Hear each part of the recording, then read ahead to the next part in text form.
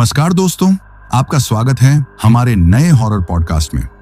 दोस्तों, आज का हॉरर पॉडकास्ट जग्गू जी की है, जो पेशे से एक ट्रक ड्राइवर है। तो चलिए अब यह कहानी जग्गू जी के नजरिया से सुनते हैं। लेकिन उससे पहले आप लोगों से एक रिक्वेस्ट है, अगर आप लोग चैनल पर नए हैं तो चैनल को सब्सक्राइब करें और हाइप पॉइंट भेजकर अपना सपोर्ट जरूर दिखाएं। तो अब ज्यादा समय नहीं लेते हैं, चलिए कहानी की शुरुआत करते हैं। दोस्तों, मेरा नाम जग्गू है और मैं झारखंड के जमशेदपुर के पास एक छोटे से गांव का रहने वाला हूं। आज जो कहानी मैं आपको सुनाने जा रहा हूं वो कोई फिल्मी किस्सा नहीं है। ये एक सच्चा और खौफनाक वाकया है जो मेरे साथ हुआ था उस सफर में जहां मुझे कभी लौटकर नहीं आना था। मैं पिछले 15 सालों से ट्रक चला रहा हूं। देश के हर कोने की सड़कें नापी हैं, पहाड़, जंगल, नदी, रेगिस्तान। लेकिन जो हुआ साल 2019 की उस बारिश भरी रात में, वो मैं आज भी भूल नहीं पाया। तब मैं रांची से माल लेकर त्रिपुरा के अगरतला की ओर जा रहा था। ट्रक में कपड़ा फैक्ट्री का सामान लोड था, टूरिस्ट शर्ट्स, चप्पलें और कुछ लोकल प्रिंटिंग का सामान। उस दिन मेरे साथ खलासी के तौर पर अर्जुन गया था। नया था पर तेज लड़का था। पहले बस ड्राइवर रह चुका था, ट्रक भी बढ़िया चलाना जानता था। वैसे कहूं तो अर्जुन अब कोई नौसिखिया नहीं रहा था। पिछले 2 महीने से मेरे साथ ही था और अब मैं उस पर भरोसा करने लगा था। हम दोपहर तक रांची से निकल पड़े। बारिश का मौसम था लेकिन ज्यादा तेज नहीं बरस रहा था। रास्ता लंबा था, लगभग 800 किलोमीटर से ऊपर, और बीच में से ज्यादातर हिस्सा जंगलों, पहाड़ियों और सुनसान रास्तों से होकर जाता था। रास्ते में अर्जुन हंसते हुए कहता है, भाई जग्गू, इस बार कोई ढाबे से खाना नहीं लेंगे। आज मैंने घर से अंडा करी का मसाला लाया है और चावल भी। वहीं ट्रक के पास बैठकर बनाते हैं, मजा आएगा। मैं भी मुस्कुरा दिया। ठीक है छोरे, पर कोई ऐसी जगह देखनी पड़ेगी जहां ट्रक आराम से खड़ा हो सके। और हां, बंदरों का ध्यान रखना। पिछली बार याद है कैसे सारे केले चुरा ले गए थे। अर्जुन हंसने लगा। रास्ता कटा जा रहा था। शाम होते होते हम चाईबासा पार कर गए थे और अब जंगल वाला इलाका शुरू हो गया था। रोड सिंगल लेन, दोनों तरफ घना जंगल और ऊपर से झींगुरों की आवाज। अजीब सन्नाटा था। अर्जुन कहता है, भाई आगे कहीं अच्छा सा साफ जगह दिखे तो ट्रक रोक लेना, बहुत भूख लग रही है। मैंने कहा, ठीक है, आधा घंटा देख लेते हैं, फिर वहीं बनाते हैं। करीब 6 बज चुके थे। थोड़ी देर बाद हमें एक मोड़ पर सड़क से थोड़ी हटकर एक खुला मैदान दिखा। पेड़ कम थे, जमीन सूखी थी। वहीं हम ट्रक को धीरे से मोड़कर अंदर ले गए और रोक दिया। चल बेटा अर्जुन, अब शुरू कर दे अपनी अंडा करी। हमने ट्रक से प्लास्टिक की चादर निकाली, नीचे बिछाई। गैस स्टोव, कढ़ाई, मसाले, तेल सब अर्जुन ने निकाल लिए। मैं पानी का डिब्बा लेकर हाथ धोने चला गया। अर्जुन अंडे काटने लगा, प्याज भूनने लगा और मैं ट्रक की बोनट पर बैठकर सिगरेट पीने लगा। वातावरण एकदम शांत था। दूर तक कोई गाड़ी, आदमी, जानवर तक नहीं, सिर्फ झींगुरों की आवाज और पेड़ों से आती धीमी हवा की सरसराहट। अचानक अर्जुन बोल पड़ा, भाई ये जगह थोड़ी अजीब नहीं लग रही? मैंने कहा, हर नई जगह पहले अजीब ही लगती है। खाना बना ले पहले, पेट भरेगा तो सब ठीक लगेगा। पर अर्जुन की आंखें बार बार पीछे उस घने हिस्से की तरफ जा रही थीं। अर्जुन धीरे धीरे अंडा करी तैयार कर रहा था। मसालों की खुशबू अब पूरे इलाके में फैल चुकी थी। मैं ट्रक की सीढ़ी पर बैठा सिगरेट पी रहा था और हवा में तैरती उस करी की खुशबू से भूख और तेज लग रही थी। अर्जुन बोला, भाई लगता है आज तो खाना होटल से भी बढ़िया बनेगा। देखो ना, प्याज का रंग एकदम बढ़िया आ रहा है। मैं हंसते हुए बोला, बस ज्यादा मिर्च मत डालियो। पिछली बार की तरह की खाने के बाद दोनों पानी की बाल्टी खोजते रहे। हम दोनों हंस ही रहे थे कि अचानक अर्जुन की निगाहें मेरी पीठ के पीछे जाकर ठहर गईं। उसका चेहरा एकदम सन्न सा हो गया। मैंने कहा, क्या हुआ बे? वो धीरे से बोला, भाई कोई औरत खड़ी है पीछे। मैं पलटा। वो सच कह रहा था। करीब 20 से 25 कदम की दूरी पर सड़क के किनारे एक दुबली पतली औरत खड़ी थी। साड़ी फटी पुरानी, बाल बिखरे हुए और उसकी आंखें जैसे सीधे तुम्हारी आत्मा को घूर रही हों। वो हिल भी नहीं रही थी, बस हमें देखे जा रही थी। मैंने अर्जुन से धीमे से कहा, शायद कोई भटक गई होगी, भूखी प्यासी हो, पूछ ले। अर्जुन कुछ बोलता, उससे पहले ही वो औरत अपनी जगह से चल पड़ी, सीधी हमारी ओर। उसका चाल इतना धीमा और भारी था जैसे उसके पांव जमीन से खींचे जा रहे हों। वो पास आई और बिना कुछ बोले अर्जुन के हाथ की कड़ाही की तरफ देखने लगी। मैंने पूछा, क्या बात है बहन जी, कुछ चाहिए? उसकी आवाज बर्फ जैसी ठंडी थी। भूख लगी है, 2 निवाला दे दो। हम दोनों एक पल को चुप हो गए। उसका बोलने का लहजा कुछ अलग था, जैसे शब्द उसके गले से नहीं कहीं और से आ रहे हों। मैंने अर्जुन से कहा, दे दे यार, एक रोटी और थोड़ा करी।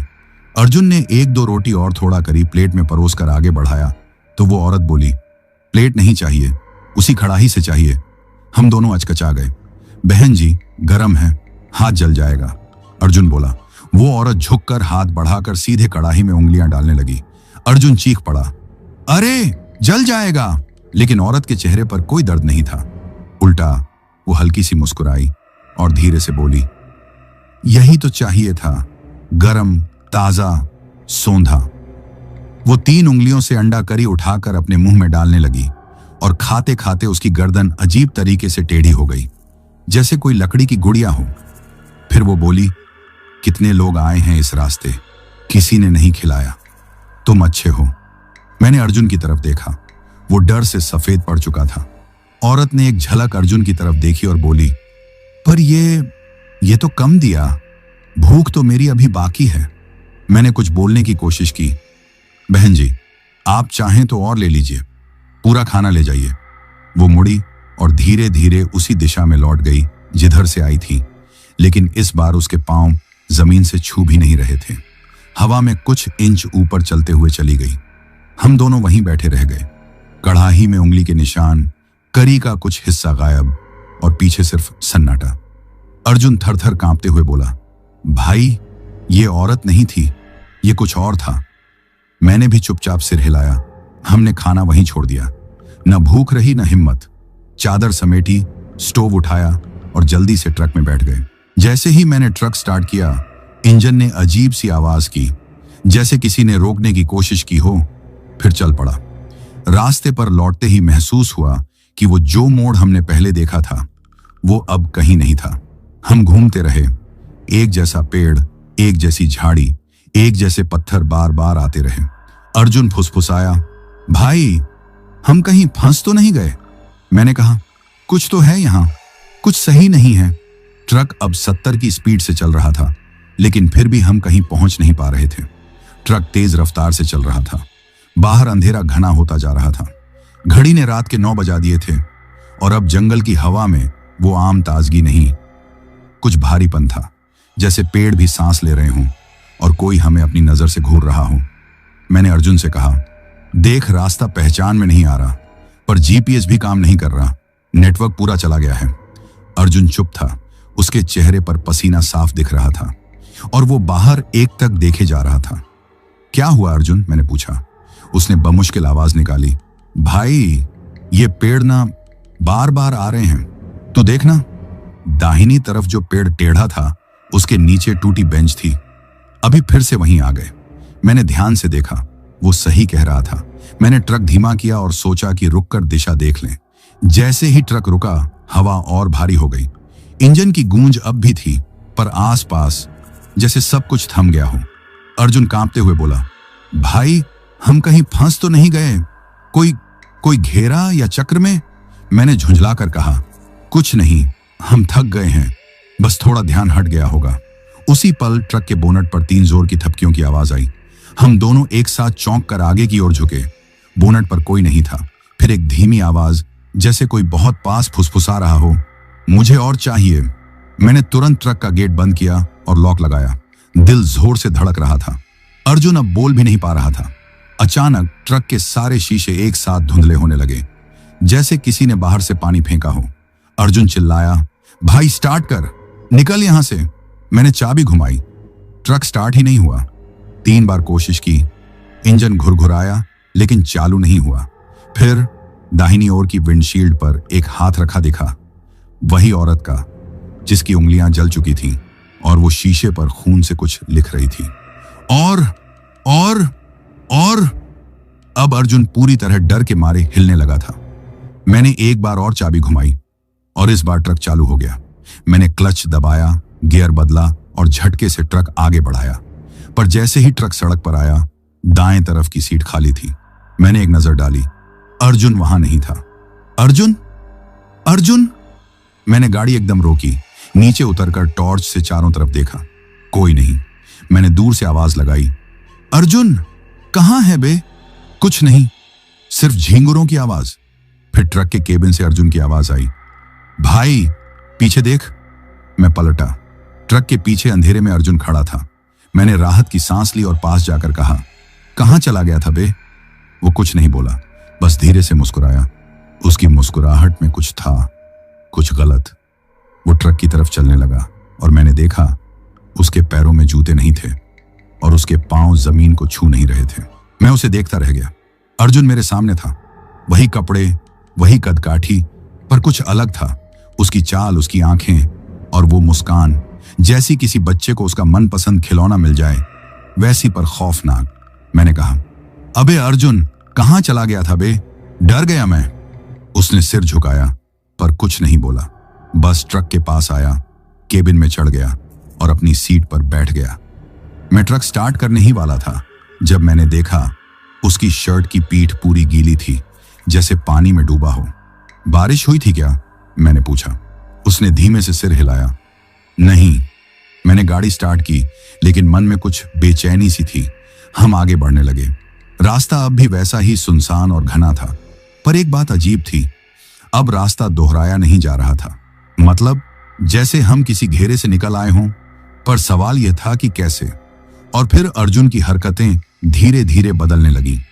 वो पहले की तरह मजाक नहीं कर रहा था, ना कोई बात, ना कोई सवाल, बस सीधा बैठा, आंखें बाहर टिकाकर, जैसे कुछ खोज रहा हो। मैंने हल्के से छेड़ा, ओए अर्जुन, इतनी गहराई से क्या देख रहा है? कोई भूत दिख गया क्या? वो पलटा, उसकी आंखें लाल थीं। कुछ नहीं, उसने बुदबुदाया, बस भूख है। मैंने सोचा शायद डर गया है अब तक, पर फिर अर्जुन ने ट्रक के डैशबोर्ड पर हाथ रखा और अपनी उंगलियां वैसे ही चलाने लगा जैसे उस औरत ने करी में चलाई थी। मैंने उसकी तरफ देखा। क्या कर रहा है? वो बोला, तूने देखा था उसे खाते हुए? मेरे रोंगटे खड़े हो गए। किसे? वो जो आई थी, उसके स्वाद में कुछ था, एक नशा। अब मेरे हाथ कांपने लगे। मैंने धीमे से पूछा, तू ठीक है अर्जुन? वो मुड़ा और एकदम पास आ गया। भाई और खाना है। उसकी आवाज अब वैसी नहीं रही थी, उसमें गूंज थी, जैसे 2-3 आवाजें एक साथ बोल रही हों। मैंने एकदम ब्रेक मारी। ट्रक झटके से रुका। नीचे उतर। क्यों? उसने कहा। उतर अर्जुन, तेरे साथ कुछ गड़बड़ है। वो हंसा। अबे तू मुझे नीचे उतारेगा? तू कौन होता है बे? अब उसकी आवाज और गहराई में चली गई थी। मैंने ट्रक का गेट खोला और उतर गया। अर्जुन पीछे से चिल्लाया, अब तू अकेला जाएगा मुझे छोड़कर? वही गलती कर रहा है जो सब करते हैं। मैंने दौड़कर ट्रक का गेट बाहर से लॉक कर दिया। अब अंदर बैठा अर्जुन दरवाजा पीटने लगा। जग्गू खोल दरवाजा, खोल खोल। पर उसकी आवाज अब अर्जुन की नहीं थी। कभी बूढ़ी औरत जैसी लगती, कभी किसी बच्चे जैसी। मैं पीछे हटता चला गया और तभी ट्रक के अंदर की लाइट झपकने लगी। अर्जुन की परछाई अब ट्रक के शीशे में नहीं दिख रही थी। ट्रक वहीं खड़ा था। अंदर अर्जुन के जैसा दिखने वाला कुछ अब भी दरवाजा पीट रहा था। उसकी आवाज कभी भारी, कभी पतली, कभी चीखती, कभी हंसती। मैं ट्रक से करीब 20 कदम दूर खड़ा था। हाथ में एक छोटा सा रिंच था जो न तो उस शोर को चुप करा सकता था और न मेरे डर को। अचानक सब कुछ शांत हो गया। ना कोई आवाज, ना पीटने की खड़खड़ाहट, एकदम सन्नाटा। मैंने धीरे से ट्रक की ओर देखा। अंदर की लाइट बुझ चुकी थी। अर्जुन? कोई जवाब नहीं। मैं थोड़ा और पास गया, गेट को खटखटाया। अगर तू वाकई अर्जुन है तो कुछ बोल। अब जो आवाज आई वो अर्जुन की थी, एकदम शांत। भाई खोल देना, बहुत डर लग रहा है अंदर। मैं ठिठक गया। भाई देखना, मैं अर्जुन ही हूं। तू ही तो कहता था कि तू मुझ पर भरोसा करता है। उसकी आवाज टूट रही थी, जैसे रो रहा हो। मेरी आंखों में आंसू आ गए।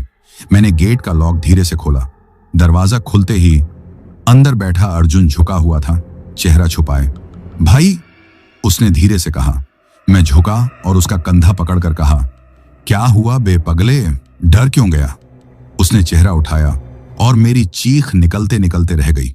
अर्जुन का चेहरा आधा पिघल चुका था, मानो किसी ने उबलते तेल में उसे डुबो दिया हो, पर वो जिंदा था और मुस्कुरा रहा था। अब तो पहचान लिया ना? उसने गुर्राकर कहा। मैं पीछे हटकर गिर पड़ा। तू अर्जुन नहीं है। वो उठ खड़ा हुआ। उसकी रीढ़ की हड्डी सीधी नहीं थी और उसकी पीठ पर कई चेहरों की छायाएं उभर रही थीं। मुझे भूख लगी है जग्गू। जो तुमने बनाया था उसका स्वाद अब भी जीभ पर है। मैंने पीछे से ट्रक की चाबी उठाई और बोनट की तरफ दौड़ा। आज नहीं, नहीं, मैं चिल्लाया। वो दरवाजे से नीचे उतरा, पर जमीन पर पैर पड़ते ही उसके पैरों से धुआं उठने लगा, जैसे धरती उसे स्वीकार नहीं कर रही हो। मैंने ट्रक स्टार्ट किया, चाबी घुमाई। एक बार, दो बार और तीसरी बार ट्रक दहाड़ते हुए चालू हो गया। जैसे ही मैंने एक्सेलरेटर दबाया वो चीखा, ठहर, तुम सब एक जैसे हो, कोई नहीं रुकता। उसने ट्रक के पीछे दौड़ने की कोशिश की, पर उसके पैर जैसे जमीन से चिपक गए। वो जलने लगा, चीखता रहा। मुझे और चाहिए था, सिर्फ एक बार और। भूख अधूरी रह गई। मैंने ट्रक को सीधा सड़क पर दौड़ा दिया। रास्ता अब पहले जैसा नहीं था। जंगल कम हो गया था और एक पुराना पुलिस नाका आगे दिखाई दे रहा था। मैंने ट्रक वहीं रोका, उतरकर भागते हुए नाके पर गया और एक कांस्टेबल को सारी बात बताई। वो हंसने लगा। फिर वही जगह? साहब, ये 5वां केस है इस महीने। मैं चौंका। वो बोला, उस जंगल के बीच वो मोड़ जहां लोग खाना बनाते हैं और फिर कोई भूखा आकर थोड़ा सा मांगता है, फिर न तो रास्ता मिलता है न साथी। तू बच गया, यही बड़ी बात है। पुलिस वाले ने अपनी पुरानी रॉयल एनफील्ड स्टार्ट की और मुझसे कहा, चलो दिखाओ कहां हुआ सब कुछ। मैं अब भी कांप रहा था। क्या आप मानते हो मेरी बात? वो आदमी गंभीर हो गया। देख भाई, मैं खुद 5 साल से इसी नाके पर हूं। जिनसे मिला हूं सबकी बातें एक जैसी थी। कोई भूखा बूढ़ा, कोई चुप औरत, कोई मरा बच्चा जो सिर्फ खाना मांगता था, पर अंत में कोई ना कोई गायब हो जाता है। हम उस जगह पर लौटे जहां मैंने अर्जुन को आखिरी बार देखा था।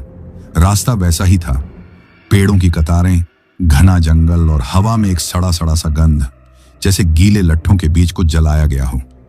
मैंने ट्रक वहीं किनारे लगाया जहां रात को खड़ा किया था, पर जैसे ही हम दोनों नीचे उतरे, पुलिस वाले ने अपनी नाक पर रुमाल रख लिया। ये गंध, फिर वही, उसने कहा। हम आगे बढ़े। जहां अंडा करी बनाई थी वहां अब जमीन काली और जली हुई थी, जैसे कुछ बहुत तेज गर्म चीज यहां गिरी हो। कड़ाही तो नहीं थी, लेकिन कुछ टूटी हुई हड्डियों जैसे टुकड़े वहां बिखरे थे। ये किसके हैं? मैंने कांपते हुए पूछा। वो बोला, सिर्फ भगवान जाने, पर शायद तुम्हारा साथी अब नहीं रहा। मेरे गले से आवाज नहीं निकली। फिर उसने जेब से एक पुराना नक्शा निकाला, हाथ से बना हुआ, पुराना और पीला। देख, ये जो जगह है जहां तू खड़ा है, ये पहले ब्रिटिश जमाने की एक रेल कॉलोनी थी। यहां मजदूरों को रखा जाता था, जंगल काटने, ट्रैक बिछाने, पुल बनाने के लिए। पर बारिशों के दौरान एक बार पूरा राशन लदी ट्रेन लापता हो गई। उसके बाद 1 महीने तक खाना नहीं आया। लोग भूखे मर गए और कुछ ने एक दूसरे को खाना शुरू कर दिया। मैं सन्न रह गया। कहते हैं कुछ आत्माएं वहीं अटक गईं, जिन्होंने खाना नहीं खाया और जिनकी भूख मौत के बाद भी मिट नहीं सकी। अब जब भी कोई यहां रुककर खाना बनाता है, वो गंध, वो भाप उन्हें खींच लाती है और फिर वो उसी में समा जाते हैं, कभी बूढ़ा बनकर, कभी बच्चा, कभी कोई और चेहरा। मैंने धीरे से पूछा, कोई तरीका नहीं है उन्हें शांति देने का? वो बोला, है, पर बड़ा जोखिम भरा है। जो बचता है वही लौटा सकता है किसी को, पर तुझे यकीन है कि जो गया है वो लौटना चाहता है? मैं चुप रहा। रात को पुलिस वाले ने मुझे वहीं नाके पर रोका, साथ खाना दिया, पर मैं सिर्फ एक रोटी खा पाया। सिरहाने अर्जुन की आवाज बार बार आती रही, भाई भूख लगी है। अगली सुबह की हवा ठंडी थी, लेकिन मेरे सीने में एक ज्वाला जल रही थी। पुलिस वाले ने मुझे कहा, अब तू जा सकता है, माल लेकर अगरतला निकल जा। पर मैंने कहा, नहीं साहब, माल बाद में पहुंचा दूंगा। पहले अर्जुन को ढूंढना है, या कम से कम उसकी रूह को सुकून देना है। वो कुछ नहीं बोला, बस मेरी पीठ थपथपाई और कहा, तो फिर तेरे लिए एक आदमी है जो कुछ जानता है। हम एक छोटे से गांव में पहुंचे जहां बाबा रमकनाथ रहते थे। उम्र 80 के पार, पर आंखें शेर जैसी तेज। जैसे ही मैंने उन्हें पूरा किस्सा सुनाया, उन्होंने आंखें बंद की और गहरी सांस ली। भूख से मरे लोग कभी माफ नहीं करते बेटा, उनका शरीर मरता है, भूख नहीं। मैंने पूछा, क्या अर्जुन की आत्मा फंस गई है? बाबा बोले, शायद नहीं, कभी कभी भूखी आत्मा अपने शिकार को पूरी तरह खत्म नहीं करती, बल्कि उसे अपने भीतर कैद कर लेती है, तो उसे छुड़ाया जा सकता है। हाँ, अगर तू उस जगह लौटे और उसे उसकी सबसे प्यारी चीज देकर बुलाए और वचन दे कि तू उसे अकेला नहीं छोड़ेगा। मैंने पूछा, सबसे प्यारी चीज क्या? बाबा मुस्कुराए। तेरी आवाज, तेरा भरोसा। वो तुझे भाई मानता था ना? मैंने सिर झुका दिया। हाँ। अगली रात मैं वापस उसी मोड़ पर गया। ट्रक वहीं रोका, इंजन बंद किया और उतरकर जमीन पर बैठ गया। चारों तरफ अंधेरा था। मैंने जोर से पुकारा, अर्जुन सुन बे, मैं वापस आ गया हूं। तू कहता था ना कि तुझे डर लगता है अकेले में। मैं फिर अकेला छोड़कर नहीं जाऊंगा। तू चाहे जैसा भी बन गया हो, पर भाई है तू मेरा। और अगर भूख ही बाकी है तो खा ले, पर तू बाहर निकल। कुछ पल सन्नाटा रहा, फिर हवा तेज चली और सामने पेड़ के पीछे से वही आकृति निकली। पिघला चेहरा, झुकी पीठ, लाल आंखें। जग्गू। आवाज अब भी उसकी थी। तू सच में आया? हाँ बे अर्जुन, मैं यही हूं, चल वापस चलें। वो झुका, कांपा और चीख पड़ी, मैं तो मर गया था भाई। मैंने आंसू भरे आंखों से कहा, नहीं तू मरा नहीं है, तेरी रूह अभी बाकी है। मैं लेकर जाऊंगा तुझे, चाहे जैसे भी। और तभी वो आकृति कांपी, धुआं बनी और हवा में समा गई। एक पल को लगा कुछ नहीं हुआ, पर जैसे ही मैं मुड़ा, पीछे से एक आवाज आई, भाई। मैंने देखा, अर्जुन सामान्य रूप में, वही जैसे पहले था, पर उसके चेहरे पर थकान और डर था। मैं कहाँ था भाई? उसने पूछा। मैंने उसको गले से लगा लिया। यहीं, मेरे इंतजार में। अर्जुन मेरे साथ ट्रक के बगल में बैठा था। उसकी सांसें तेज थीं, चेहरा पसीने से भीगा हुआ और आंखें जैसे किसी ने उनमें अंधेरा भर दिया हो। मैंने पूछा, याद है तुझे कुछ? उसने धीरे से सिर हिलाया। कुछ टुकड़े टुकड़े में, जैसे सपना देखा हो जिसमें कोई गहरी भूख थी और सब कुछ ठंडा, अंधेरा और गीला। मैंने उसके कंधे पर हाथ रखा। सब ठीक हो गया, अब तू मेरे साथ है। हमने ट्रक स्टार्ट किया और निकल पड़े उस जगह से जहां जमीन जल चुकी थी और जहां हम अपनी जिंदगी का सबसे डरावना मोड़ पार कर चुके थे। पर डर अब भी गया नहीं था। करीब आधे घंटे के सफर के बाद अर्जुन अचानक बोला, भाई ट्रक के पीछे कुछ चल रहा है। मैंने शीशे में देखा, खाली सड़क। कुछ नहीं बे, बस तेरा वहम है। पर कुछ ही मिनटों बाद ट्रक के अंदर एक अजीब सी सीलन और बदबू फैलने लगी, जैसे पुराने कुएं की मिट्टी गीली होकर सड़ रही हो। मैंने पूछा, तूने कुछ छुआ क्या ट्रक में? नहीं। मैंने ट्रक रोका, उतरकर चेक किया। इंजन ठीक, टायर ठीक, ब्रेक भी, पर ट्रक के नीचे से पानी टपक रहा था, जबकि कहीं बारिश भी नहीं हुई थी। मैंने एक कपड़ा डालकर देखा, पानी नहीं, कोई तेल जैसा चिपचिपा तरल था, बदबूदार। मैं ट्रक के केबिन में वापस आया। अर्जुन कुछ बोल नहीं रहा था, बस बाहर देख रहा था। तू ठीक है ना? उसने धीमे से कहा।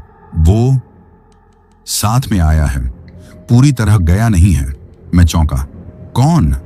जिसने मुझे पकड़ रखा था। वो मरा नहीं है भाई, वो अब अंदर है और भूखा है। मैंने गाड़ी वहीं रोक दी। क्या मतलब है तेरा? उसने मेरी तरफ देखा। उसकी आंखें अब फिर से लाल हो रही थीं। वो मुझसे गया नहीं, बस तेरे सामने छुप गया। अब तुझे चाहिए जग्गू, अब तू उसकी भूख है। मैंने सीट बेल्ट खोली और दरवाजा खोलते हुए चिल्लाया, नहीं, फिर से नहीं। पर तब तक अर्जुन की गर्दन एक तरफ मुड़ी और उसका चेहरा फिर पिघलने लगा। मैं नीचे कूद पड़ा। ट्रक के अंदर से फिर वही आवाज आई, भाई खाना कहाँ है? ट्रक के अंदर अर्जुन फिर बदल चुका था। उसकी आंखें काली थीं, शरीर कांप रहा था और होंठों से निकल रही थी गूंगी सी गड़गड़ाहट, जैसे भूखा कुत्ता हड्डी चबाने से पहले करता है। मैं ट्रक से कूदकर एक बार फिर उसी सुनसान सड़क पर आ गया। अंधेरा गहराता जा रहा था। जंगल से सियारों की आवाजें आने लगी थीं। मैंने दौड़ते हुए फिर से बाबा रमकनाथ को फोन लगाया। फोन उठते ही मैं चिल्लाया, बाबा वो फिर आ गया है, अर्जुन फिर से उसी के कब्जे में है, अब क्या करूं? बाबा शांत आवाज में बोले, ध्यान से सुन बेटा, वो भूख अब तुझ पर है, अर्जुन पर नहीं। तू ही उसका अंतिम स्वाद है, क्योंकि तूने उसे 2 बार मना किया। अब एक ही उपाय है, उसी जगह वापस जा और उसे वही खाना बनाकर दे जो सबसे पहले उसने मांगा था। तू नहीं खाएगा ना अर्जुन, वो अकेले खाएगा। अगर वो खा गया तो मुक्त। अगर तूने डर दिखाया तो दोनों खत्म। मैंने पूछा, अगर उसने मेरी जान मांगी तो? बाबा बोले, वो भूखा है, बेईमान नहीं। पूरा खाना उसे शांति देता है। आधा मिलेगा तो आधे को खा जाएगा, और इस बार आधा तू होगा। मैंने ट्रक का पिछला हिस्सा खोला। अंदर गैस चूल्हा, बर्तन, मसाले सब पड़े थे। एक तरफ अर्जुन बैठा था, अब भी झुका हुआ। मैंने हिम्मत जुटाकर उसके पास जाकर कहा, भाई मैं बना रहा हूं खाना, इस बार पूरा दे दूंगा। वो चुप रहा। मैंने चूल्हा जलाया, अंडा, प्याज, टमाटर काटे। तेल गर्म होते ही मसाले भुनने लगे। वही सुगंध जो पहली बार फैली थी उस जंगल में। अचानक अर्जुन ने सिर उठाया। खुशबू आ रही है, पर यह आवाज अर्जुन की नहीं थी। 3 आवाजें एक साथ बोल रही थीं। इस बार सब मिलेगा? हां, मैंने कांपती आवाज में कहा, पूरा मिलेगा। करीब आधे घंटे में करी बनकर तैयार हुई। मैंने वो कढ़ाई ट्रक से बाहर लाकर उसी पुराने स्थान पर रख दी। ये लो, खा लो, अब कोई रोकने नहीं आया है, सब तुम्हारा है। कुछ पल सन्नाटा रहा, फिर ट्रक से अर्जुन की देह बाहर निकली, पर अब वो कोई और था। चेहरा अर्जुन का था, लेकिन चलने का तरीका, उसकी गर्दन की ऐंठन, उंगलियों का लंबा होना, सब कुछ अलग। वो कढ़ाई के पास बैठ गया। प्याज बढ़िया भुना है, उसने धीरे से कहा। फिर वो खाने लगा, धीरे धीरे, शांति से। हर निवाले के साथ उसका चेहरा बदलता, कभी बच्चा, कभी बूढ़ा, कभी जवान। शायद वो सारे रूप थे जिनकी भूख कभी मिट नहीं पाई। जब आखिरी निवाला खा चुका, उसने मेरी तरफ देखा। अब तुझे जाने देता हूं, भूख पूरी हो गई। मैं पीछे हटा, पर वहीं खड़ा रहा। अर्जुन का शरीर जमीन पर गिर पड़ा, बिल्कुल बेहोश। मैंने दौड़कर उसे उठाया। उसकी सांसें चल रही थीं। अर्जुन! उसने आंखें खोली। भाई, तू यहीं है? हमेशा था बे, मैंने कहा और उसे गले से लगा लिया। सुबह की पहली किरणें जंगल के घने दरख्तों को छूने लगी थी। धुंध अब भी लटकी थी और हवा में हल्का सा धुआं। मैं अर्जुन को ट्रक के केबिन में लिटा चुका था। उसकी सांसें अब सामान्य थीं, पर आंखें अब भी डर के पर्दे से ढंकी थीं। करीब आधे घंटे बाद उसने धीमे से मेरी तरफ देखा। भाई, मैं मर गया था क्या? मैंने मुस्कुराकर उसका माथा सहलाया। अगर मर जाता तो वापस आता। उसने गहरी सांस ली, आंखें बंद की और कहा, सब याद आ रहा है, पर यादें भी कड़वी हैं। वो जगह, वो ठंडा घुप अंधेरा, वो आवाजें जो सिर के अंदर गूंजती थीं। खिला दो, छोड़ देंगे। मैं चुप था। अब उसे बोलने देना जरूरी था। और फिर एक दिन किसी ने खाना फेंका। वो तुम थे भाई, पर वो मुझे खाने नहीं दे रहे थे। वो बोलते थे, तू भाई है, तुझे बचाना है, तू आखिरी चारा नहीं बनेगा। और मुझे किनारे कर दिया। मैं एक कोने में पड़ा रहा, और जब फिर तेरी आवाज आई तो सब कुछ फट गया, जैसे दरवाजा खुला हो। मैंने उसकी तरफ देखा। तेरा बच जाना ही मेरी जीत है बे। अर्जुन बोला। नहीं भाई, एक बात अब भी खटक रही है। क्या? वो बोला। जब वो खा रहे थे तब भी एक और आवाज आई थी, जो बोल रही थी, ये तो बस एक भूख थी, अभी कई बचे हैं। हमने ट्रक स्टार्ट किया। अब सड़क सीधी दिख रही थी। रास्ते में ना पेड़ों का जाल था, ना भटकाव, बस जंगल और हमारी धड़कनों की ताल। जब हम उस जगह से करीब 5 किलोमीटर दूर निकल आए, अर्जुन अचानक बोला, पीछे देख भाई। मैंने रियर व्यू मिरर देखा। जंगल की शुरुआत पर एक छाया खड़ी थी, न ज्यादा ऊंची न छोटी, न मर्द न औरत, बस एक धुंधली आकृति जो हमें जाते हुए देख रही थी। और फिर वो धीरे धीरे पीछे मुड़कर जंगल में समा गई। हम त्रिपुरा की ओर आगे बढ़ चले। अब रास्ता साफ था, पर मन में अब भी एक सवाल था। क्या भूख वाकई पूरी हुई थी, या हमने बस एक भूखे को खिला दिया, बाकी अब भी इंतजार में हैं? अगरतला शहर की रोशनी जैसे आंखों पर ठंडा मरहम रख रही थी। 3 दिन की खामोशी, अंधेरा और जंगल की वहशी हवा के बाद शहर का ट्रैफिक, लोगों की आवाजें और नॉर्मलपन देखकर मैं और अर्जुन दोनों थोड़ी देर तक चुपचाप ट्रक में ही बैठे रहे। भाई, लगता है अब सब ठीक है, अर्जुन ने पहली बार खुलकर बोला। मैंने उसकी तरफ देखा। चेहरा थका हुआ था, लेकिन होश में। हाँ बेटा, अब बस माल उतारना है और फिर सीधे घर की ओर। हम कपड़ों का माल लेकर एक लोकल गोदाम में पहुंचे, जहां एक एजेंट पहले से इंतजार कर रहा था। अरे जग्गू भाई, इतना टाइम कैसे लग गया इस बार? मैंने मुस्कुराते हुए कहा। रास्ता लंबा था और किससे भी। डिलीवरी चालान पर साइन करके मैं ट्रक से उतरने ही वाला था कि अर्जुन ने पीछे से आवाज दी, भाई एक डिब्बा कुछ अजीब लग रहा है। कौन सा? वो जो पीछे बाएं कोने में रखा है। हल्का भी है पर लगता है जैसे अंदर कुछ है ही नहीं। मैं खुद जाकर देखा। डिब्बा सही में बाकियों से अलग था, बिल्कुल नया, पैकिंग सख्त और लेबल एकदम चमकदार। लेकिन जब उठाया तो अजीब सी हल्की थक थक सी आवाज आई। क्या लगता है? अर्जुन ने पूछा। मैंने कहा, खोल कर देखते हैं। सामान्यतः ग्राहक के सामने ऐसा नहीं करते, पर कुछ था उस डिब्बे में, जैसे कोई बुला रहा हो। मैंने टेप हटाया, ढक्कन उठाया और अंदर एक लकड़ी की प्लेट। उस पर लिखा था, जो पेट से गया वो मन से कभी नहीं जाता। हम दोनों की रूह कांप गई। भाई ये डिलीवरी के साथ कैसे आ गया? अर्जुन बुदबुदाया। मैंने कहा, शायद वहीं जंगल में किसी ने कुछ डाल दिया होगा। उस प्लेट के नीचे एक पुराना फोटो था। 3.5 फीट की ऊंचाई पर बैठे मजदूरों की टोली, पीछे हाथ में बेलचा लिए एक आदमी का चेहरा अधूरा, जैसे काटा गया हो। यह फोटो कुछ जाना पहचाना सा लग रहा है, अर्जुन धीरे से बोला। मैंने याद करने की कोशिश की। वो जंगल, वो भटकी हुई आत्माएं और फिर एक चेहरा जो आखिरी दिन भूख मिटाने आया था। शायद ये उन्हीं में से कोई है, मैंने कहा। हमने वो डिब्बा वापस बंद किया और गोदाम वाले को दे दिया, लेकिन उसका नंबर अलग से नोट कर लिया। रात को होटल में रुके। अर्जुन ने जैसे ही आंख बंद की, वो हड़बड़ा के उठ बैठा। फिर से वही सपना। क्या देखा? कोई चिल्ला रहा था, तू खा सकता था, तूने छोड़ा क्यों? अब जब भूख लगती है तो रोटी नहीं आती, तू क्यों आया था वापस? मैंने कहा, यह सब दिमाग का खेल है। असली भूख हमने मिटा दी है, लेकिन अंदर कहीं ना कहीं मुझे भी डर था। शायद हमने एक को खिलाया, बाकी अब भी ताक में है। रात को होटल के कमरे में अर्जुन तो सो गया, लेकिन मैं करवटें बदलता रहा। हर बार आंख बंद करता तो वही लकड़ी की प्लेट और उस पर लिखा वाक्य आंखों के सामने आ जाता, जो पेट से गया वो मन से कभी नहीं जाता। सुबह होते ही हमने होटल छोड़ा और वापसी के लिए निकल पड़े। अगरतला की सड़कों पर कुछ दूरी तक ट्रैफिक था, फिर रास्ता खाली होता गया। करीब 50 किलोमीटर चले ही थे कि मुझे लगा ट्रक में कुछ हलचल सी हो रही है। अर्जुन, तूने ट्रक के पिछवाले हिस्से को अच्छे से बंद किया था? हाँ भाई, 2 बार चेक किया। क्यों? पीछे से कुछ खड़कने की आवाज आ रही है। हमने एक सुरक्षित जगह ट्रक रोका। पीछे जाकर देखा, सारा सामान उतारा जा चुका था। सिर्फ कोनों में कुछ बोरी के टुकड़े और पुराने रस्से बचे थे। पर एक कोना, वही बायां कोना जहां वो अजीब डिब्बा रखा था, वो गीला था और वहां की दीवार पर हल्का सा लिखा था, फिर से खिलाओ। अर्जुन पीछे हट गया। भाई, ये कुछ पीछे छूट गया है।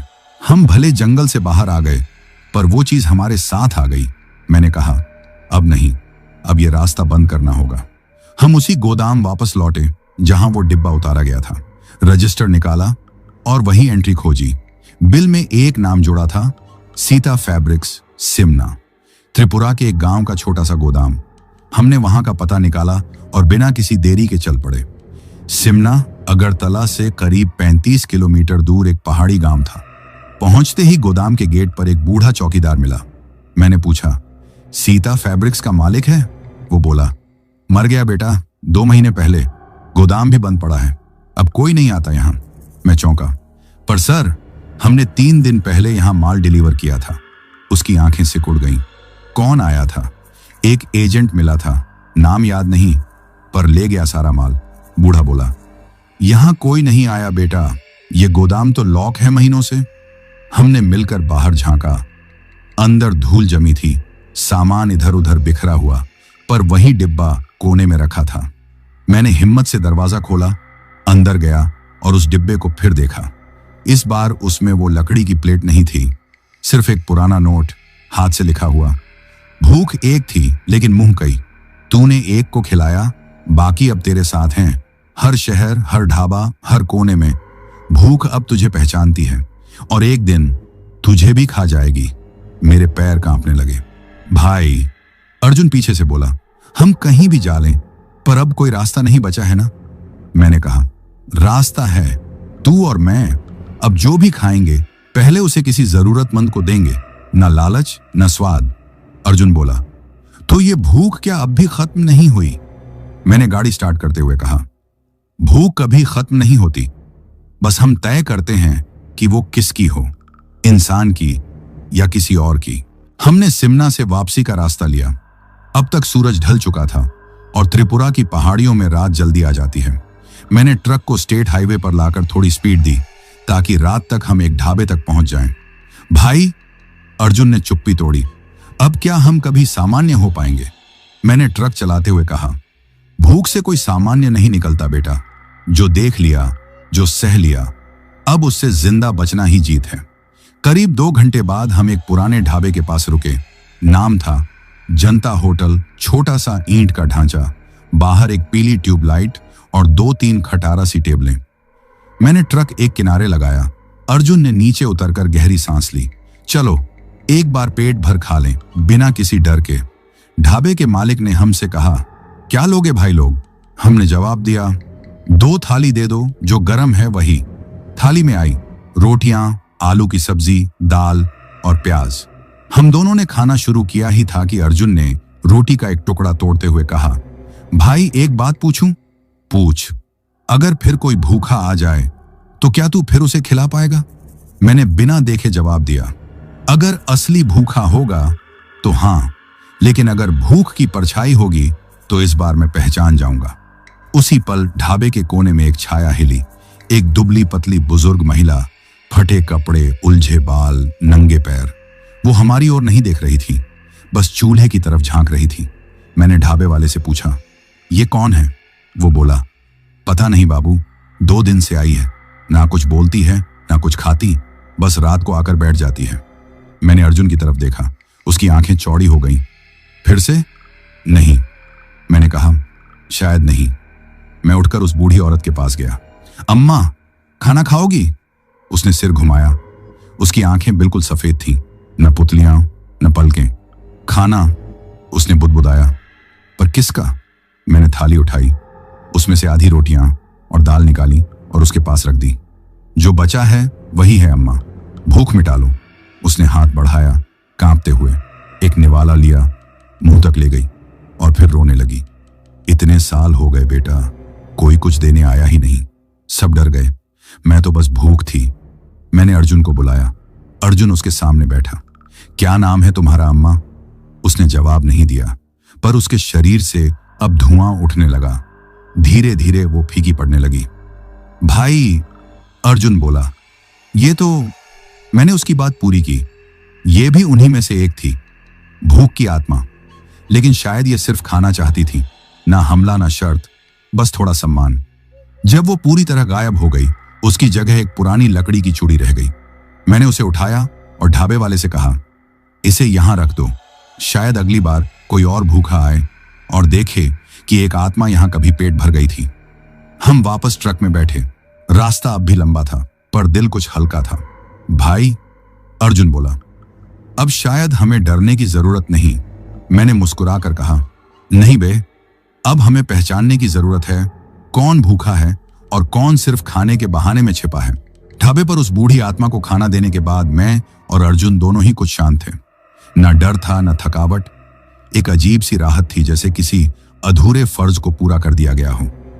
हमने ट्रक की सीट पर बैठकर एक गहरी सांस ली और वापसी का सफर शुरू कर दिया, त्रिपुरा से झारखंड की ओर। रास्ते में कभी रेडियो ऑन करते, कभी एक दूसरे को चुपचाप देखते। अब बातों में पहले जैसी हलचल नहीं थी, जैसे दोनों ने कुछ देखा हो जो आंखों से उतरे नहीं, पर शब्दों में ढले भी नहीं। भाई, अर्जुन बोला, वो चूड़ी जो ढाबे वाली आत्मा छोड़ गई थी, तूने रख ली क्या? मैंने जेब से निकालकर उसे दिखाई।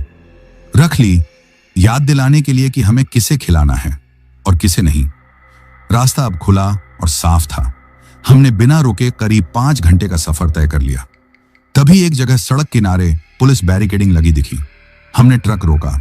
एक अफसर पास आया। कहां से आ रहे हो? त्रिपुरा से, मैंने कहा। कुछ देखा पीछे की सड़कों पर किसी पैदल चलती महिला को, सफेद कपड़े में, चुपचाप? मैं और अर्जुन एक दूसरे की तरफ देखने लगे। नहीं साहब। क्यों? अफसर बोला, एक ट्रक ड्राइवर गुम हुआ है।